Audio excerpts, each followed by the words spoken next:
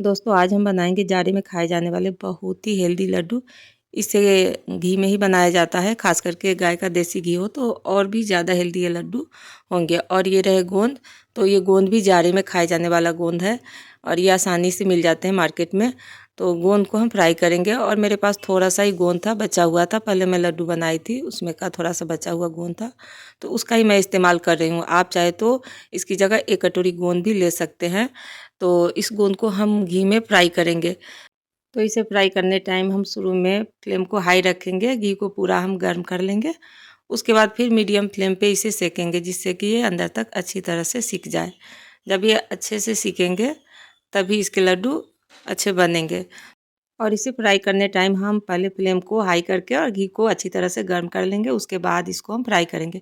फिर हम medium flame करके और इसको सेकेंगे, जिससे कि ये अंदर तक अच्छी तरह से सिक जाए। ये अच्छे से सीखेंगे तब भी हमारे लड्डू जो है अच्छे बनेंगे। और मैं थोड़ा थोड़ा करके ही फ्राई कर रही हूँ। घी जल जाने के बाद टेस्ट ख़राब हो जाता है। मैं ढेर सारा घी एक बार इस्तेमाल नहीं कर सकती हूँ। आप चाहे तो ढेर सारा घी एक बार में रख के और एक ही बार में फ्राई कर सकते हैं। और ये देखिए बहुत ही अच्छी तरह से ये सीख गए हैं और ज़्यादा भी हो गया है। गोंद थोड़ा ही था लेकिन सीखने के बाद ये ज़्यादा हो गया है। अब हम फिर से चूल्हे को ऑन करेंगे और इसमें थोड़ा सा घी फिर हम ऐड करेंगे और बाकी के जो ड्राई फ्रूट्स है उसको हम फ्राई कर लेंगे। तो यहाँ पे थोड़े से बादाम है और जब बादाम हल्का सा फ्राई हो जाए फिर साथ ही इसमें हम काजू को भी ऐड करेंगे। और ये ध्यान दें कि ये सब जले नहीं, अगर जल गए तो इसकी पौष्टिकता खत्म हो जाएगी। तो इसलिए इन सबको हम मीडियम टू लो फ्लेम पे ही सेकेंगे। और ये काजू बादाम भी अब देखिए सीख चुके हैं, इससे ज़्यादा लाल हमें इसे करने की ज़रूरत नहीं है। अब इसे हम कढ़ाई से निकालेंगे और ड्राई फ्रूट्स को हम इसलिए सेकते हैं जिससे कि लड्डू की लाइफ बढ़ जाए। वैसे इसे आप 15 से 20 दिन तक आराम से बिना फ्रीज के स्टोर करके खा सकते हैं। तो काजू और बादाम जब सीख जाए तो इसी घी में हम किशमिश को भी फ्राई करेंगे। किशमिश को भी ध्यान से फ्राई करें, ये भी जले नहीं। और जब ये फ्राई हो जाए तो इसको निकाल लेंगे। और इसमें तो घी बचा हुआ है, तो इसी घी में हम घिसा हुआ नारियल भी फ्राई कर लेंगे। वैसे नारियल को फ्राई करने के लिए ज़्यादा घी की ज़रूरत नहीं होती है, लेकिन मैं इसी में ऐड कर दी हूँ जिससे कि जो ये घी है उसको ये नारियल एब्जॉर्ब कर ले। और नारियल का इस्तेमाल आप सूखा ही करें। वैसे आप स्वाद के लिए डेसिकेटेड कोकोनट जो है उसका इस्तेमाल कर सकते हैं, लेकिन हेल्दी लड्डू बना रहे हैं जाड़े के लिए तो आप सूखा नारियल जो गोला वाला होता है उसी का इस्तेमाल करें। और थोड़े से मखाना भी इसमें मैं ऐड की हूँ भूनकर। फिर 3 से 4 चम्मच के बराबर इसमें मैं खसखस भी मिलाई थी, लेकिन उसका वीडियो क्लिप किसी कारण नहीं बन पाया, कैमरा नहीं ऑन हो पाया। ये देखिए इसमें खसखस भी है, उससे भी थोड़ा सा नारियल के साथ मैं भुनी थी। तो अब इन सबको ठंडा करके हम मिक्सी जार में थोड़ा दरदरा पाउडर बना लेंगे, लेकिन उसमें हम ये गोंद नहीं मिलाएंगे। गोंद को अगर मिलाएंगे तो इसका एकदम से पाउडर बन जाएगा। इसको थोड़ा सा हम दरदरा ही रखेंगे। किसी भी गिलास या कटोरी से आप इस तरह से इसे क्रश करेंगे तो ये अच्छे से बारीक हो जाएंगे। तो ऐसा ही इसे हमें बनाना है, इस तरीके से हम क्रश कर लेंगे। तो बस गोंद को हमें ऐसे ही रखना है। और जो ड्राई फ्रूट्स है उसको दरदरा, या आप अगर पाउडर बनाना चाहते हैं तो थोड़ा बारीक भी पीस सकते हैं। तो इन सबको मिक्सी से निकाल लेंगे।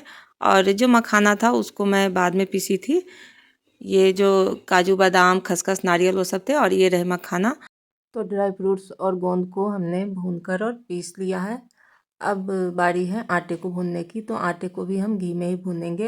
यहाँ पे 1 कप आटा ले रहे हैं, क्योंकि गोंद की मात्रा भी कम ही थी।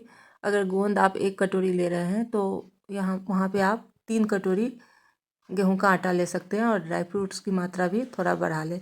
घी में कोई कमी नहीं करें, क्योंकि घी में ही ये लड्डू बनता है और इसी बहाने हम घी का भी सेवन कर लेते हैं। वैसे भी हम लोग जाड़े के दिनों में घी का सेवन करते ही हैं। ये ध्यान दें कि घी जो है वो गाय का होना चाहिए। और हाँ, अगर आपको घी नहीं खाना है तो आप घी की मात्रा थोड़ी कम करके ये लड्डू बना सकते हैं। वैसे अगर आपको जॉइंट प्रॉब्लम है, जोड़ों का दर्द है, तो उसके लिए ये जो लड्डू है बहुत ही अच्छे होते हैं। आप इसे जाड़े में बनाकर खा सकते हैं। तो जो आटा है उसको भी हम मीडियम टू लो फ्लेम पे ही भूनेंगे, क्योंकि ये बहुत ही बारीक होता है। अगर हाई फ्लेम पे भूनेंगे तो ये भी जल जाएंगे और जलने की वजह से टेस्ट कड़वा हो जाएगा, कलर भी ख़राब हो जाएगा। तो बस कलर को ख़राब नहीं करना है, बस इसे हल्का गुलाबी सा ही भूनना है। और जब आटा भून जाए तो फिर आटे को भी हम एक ही जगह इकट्ठा निकाल लेंगे, जिसमें हम ड्राई फ्रूट्स वगैरह रखे हैं। और फिर से हम थोड़ा सा घी कढ़ाई में डालेंगे और 1/4 कप बेसन को हम भूनेंगे। जिस कप से हम आटा लिए थे उसी कप से 1/4 कप हम बेसन लेंगे। आप कटोरी कप कोई भी इसकी जगह माप में ले सकते हैं। बेसन से टेस्ट बढ़ जाता है लड्डू का। तो बेसन को भी वैसे ही भूनेंगे जैसे हम आटे को भूने थे। तो बेसन को भी हम आटे की तरह ही मीडियम टू लो फ्लेम पे ही भूनेंगे। जब इसका कलर थोड़ा सा चेंज हो जाए और इससे अच्छी सी खुशबू आने लगे तो फिर हम चूल्हे को ऑफ करेंगे और सबको एक जगह हम मिला लेंगे। चूल्हे को ऑफ करके ही मिलाएंगे हम सारे मिक्सचर को। अब चूल्हे से नीचे उतार कर और फिर इसमें हम मिलाएंगे चीनी। तो ये पीसी हुई चीनी है। चीनी आप अपने टेस्ट के अनुसार मिलाएं। आप इसकी जगह देसी खांड या गुड़ को भी क्रश करके मिला सकते हैं।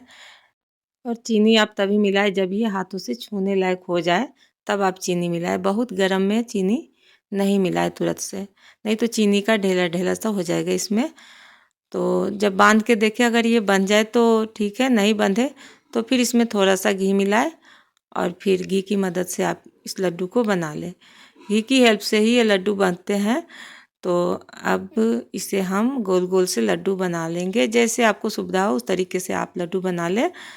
और अगर मेरी ये रेसिपी पसंद आए तो मेरे वीडियो को लाइक करें, जितना हो सके शेयर करें अपने दोस्तों में, परिवार में। और साथ ही साथ मुझे सपोर्ट करने के लिए मेरे चैनल को सब्सक्राइब ज़रूर करें, बेल आइकन को भी प्रेस करें।